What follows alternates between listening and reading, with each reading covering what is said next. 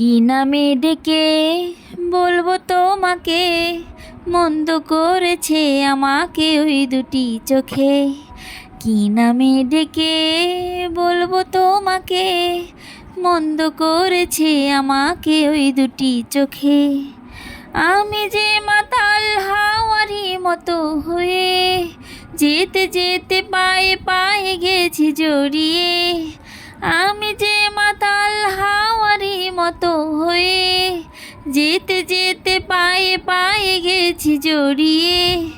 কি করি যে ভেবে মরি বলবে কে লোকে, মন্দ করেছে আমাকে ওই দুটি চোখে। কি নামে ডেকে বলবো তোমাকে, মন্দ করেছে আমাকে ওই দুটি চোখে। হাই এভরিওয়ান, এটা ছিল ছুটির দিনের আরেকটি ব্লগ।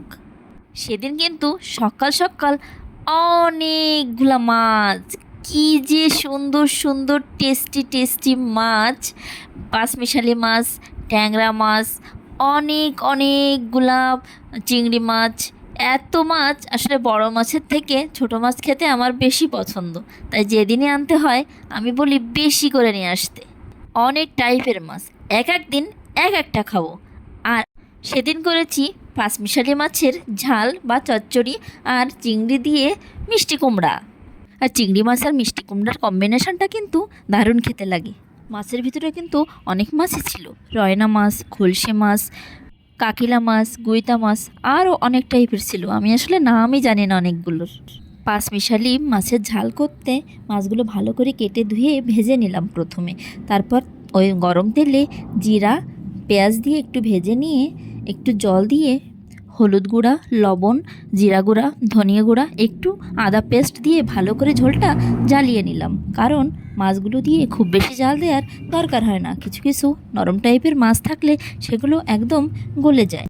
তারপর মাছগুলো দিয়ে একটু জাল দিয়ে শেষে একটু সরিষা বাটা দিয়ে নামিয়ে নিলাম পাঁচমিশালি মাছের ঝাল।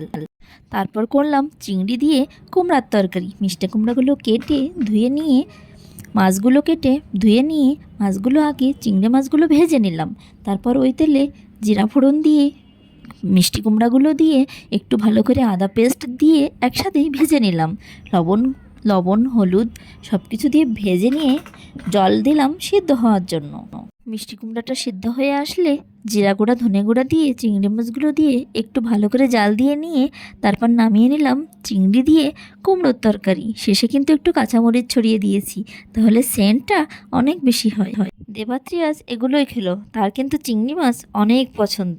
সে শুধু চিংড়ি খাবে, তরকারি খাবে না, ভাত খাবে না, বলে আমি শুধু চিংড়ি মাছ খাবো। পাঁচমিশালি মাছগুলো নাকি নদীর মাছ, ওই জন্য মনে হয় খেতে অনেক বেশি টেস্ট লাগে। আর এখন এগুলোও না বেশি পাওয়া যায় না, তাই বলি যখন পাবে তখন যেন বেশি করে নিয়ে আসে, কারণ সচরাচর সব জায়গায় মাছগুলো থাকে না। আর কথা বলতে বলতে কিন্তু পাঁচমিশালি মাছের চচ্চড়িটা হয়ে গেছে। এখন হচ্ছে চিংড়ি দিয়ে মিষ্টি কুমড়া। এখনকার মতো মিষ্টি কুমড়াটাই সবজি হিসেবে খাবো, আর সবজি না হলে যেন আমার চলেই না, যতই মাছ মাংস হোক সবজিটা লাগবেই। আর দেখতে দেখতে হয়ে গেল আজকে রান্নাবান্না। তারপর স্নান করে পূজা দিয়ে খেয়ে নিলাম। আর দেবাত্রী আজকে স্কুলে যাবে, তাই ওকে নিয়ে ওর পাপা স্কুলে চলে গেল। আজ এটুকুই, সবাই সুস্থ থাকবেন, ভালো থাকবেন, আমার পরিবারের জন্য আশীর্বাদ করবেন।